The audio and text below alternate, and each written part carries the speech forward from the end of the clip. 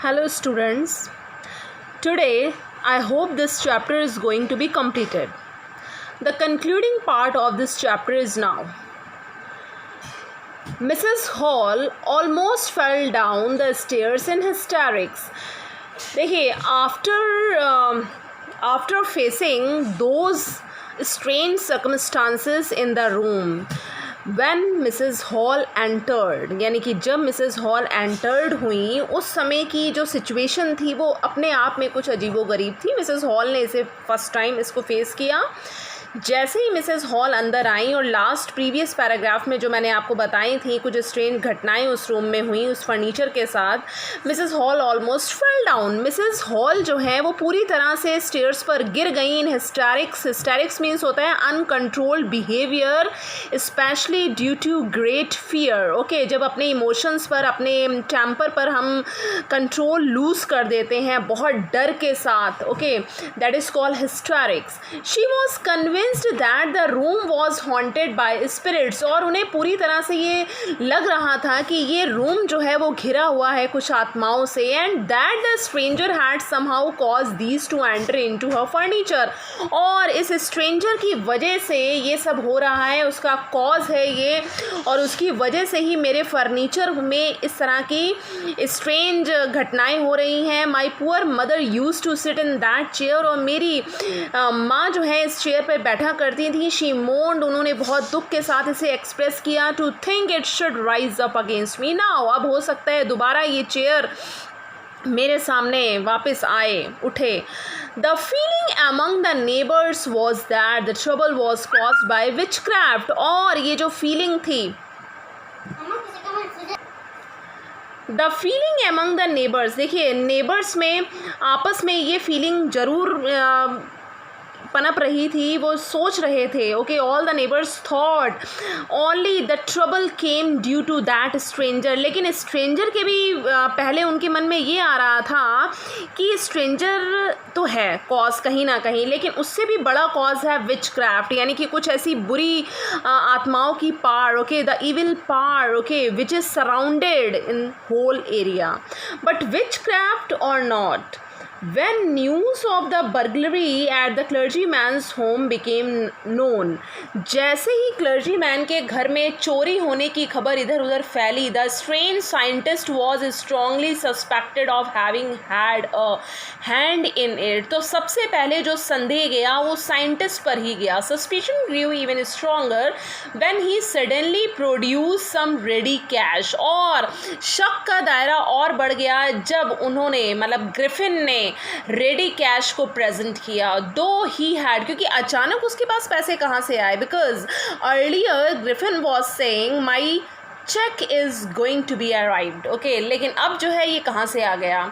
The village, though he had admitted not long before that he had no money. और पहले ये admit वो कर चुके थे ग्रिफिन कि मेरे पास फर्स्ट कैश के अलावा पहला कैश उसने पे कर दिया था, अब मेरे पास कैश नहीं है. तो ये अचानक उसके पास मनी कहाँ से आई.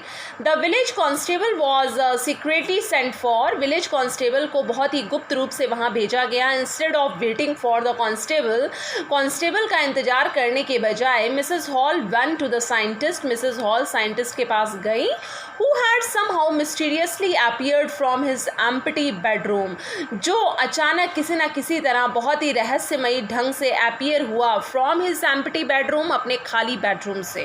I want to know what you have been doing to my chair upstairs. मैं जानना चाहती हूँ कि तुम मेरे रूम में मेरी चेयर के साथ ऊपर क्या कर रहे थे. She demanded, उन्होंने ये आग्रह किया, प्रोटेस्ट किया कि तुम्हें बताना ही पड़ेगा. You need to speak at this moment and I want to know how it is you came out of an empty room. और तुम किस तरह से उस खाली कमरे से बाहर आए. and how you entered a locked room, और कैसे तुमने लॉक्ड रूम में, यानी कि जो रूम बंद था लॉक्ड था, उस लॉक्ड रूम में तुम अंदर कैसे गए. ये सारी बातें तुम्हें मुझे बतानी पड़ेंगी, ये मिसेस हॉल ने ग्रिफिन से कहा. Now on next page, Now on next page, the scientist was always quick tempered. Now he became furious. अच्छा, साइंटिस्ट के बिहेवियर में ये खास बात थी कि उनका जो टेम्पर था वो बहुत जल्दी लूज़ हो जाता था, उन्हें बहुत जल्दी गुस्सा आ जाता था छोटी छोटी बातों पर. क्विक टेम्पर्ड पर्सनैलिटी थे वो. Now he became furious. अब वो बहुत गुस्से में आ गई. यू डोंट अंडरस्टैंड हु और वट आई एम. तुम्हें नहीं पता कि कौन हूँ मैं और क्या हूँ मैं. ओके, ही शाउटेड. उसने चिल्ला कर कहा. Very well, I'll show you. मैं आपको दिखाऊंगा. Suddenly he threw off bandages. अचानक उन्होंने यानी कि ग्रिफिन ने बैंडेजेस उतार कर फेंकी. Whiskers, spectacles and even nose. Okay, सब जो आर्टिफिशियलिटी थी उसने सब उतार कर फेंकी. It took him only a minute to do this.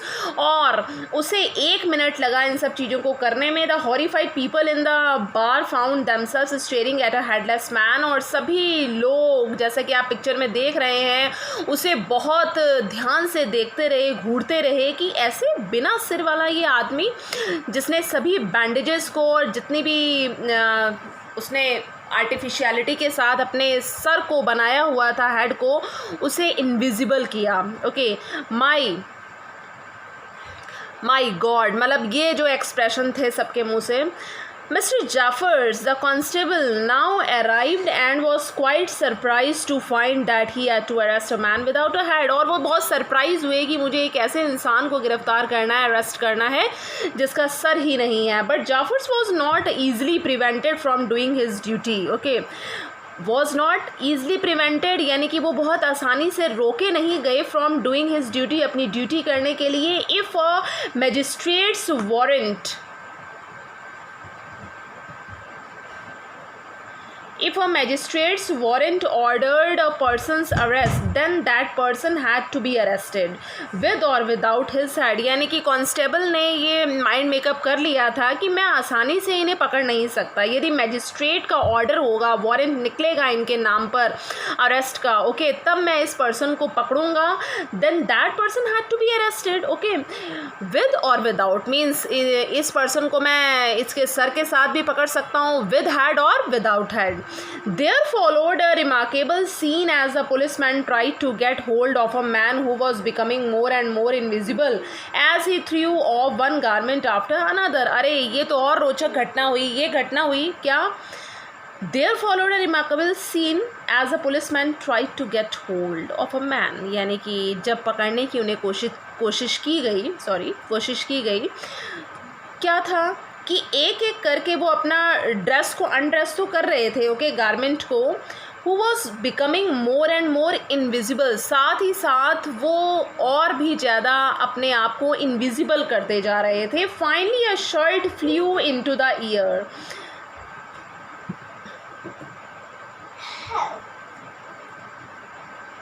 धीरे धीरे वो इनविजिबल होते गए. फाइनली ये shirt flu into the air. और लास्ट में जो शर्ट थी वो हवा में उड़ी. And the constable found himself struggling with someone he couldn't see. अरे हम ऐसे इंसान के साथ हम स्ट्रगल कर रहे हैं, उसे पकड़ने की कोशिश कर रहे हैं जो धीरे धीरे इनविजिबल होता जा रहा है और हो सकता है पूरा ही गायब हो जाए. Okay, with someone he couldn't see. और जिस पर्सन के साथ वो स्ट्रगल कर रहे हैं हो सकता है वो उसे देख ही ना पाएँ. some people tried to help him.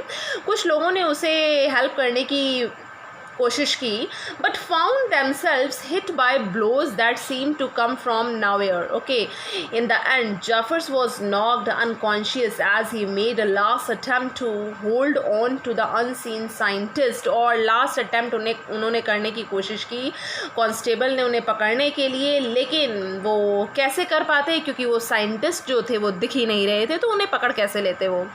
There were nervous, excited cries of hold him. सभी तरफ से एक ही चिल्लाहट की आवाज़ आ रही थी. स्क्रीमिंग थी, सभी तरफ से चिल्लाने की गूंज थी. क्या सभी लोग बहुत ही नर्वस थे कि ये साइंटिस्ट गए तो गए कहाँ और इनविजिबल कैसे हुए. Excited cries of hold him. और एक्साइटमेंट भी थी कि जल्द से जल्द उस साइंटिस्ट को पकड़ा जाना चाहिए. But this was easier said than done. Griffin had shaken himself free and no one knew where to lay hands on him.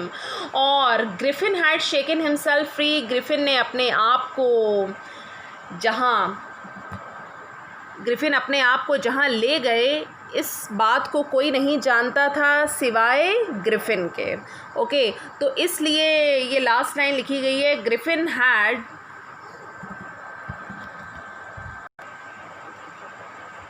In the end, Jaffers was knocked unconscious as he made a last attempt to hold on to the unseen scientist. There were nervous, excited cries of hold him, but this was easier said than done. Griffin had shaken himself free and no one knew where to lay hands on him. और कोई भी नहीं जानता था कि Griffin को कैसे पकड़ा जाए। Okay, thanks students.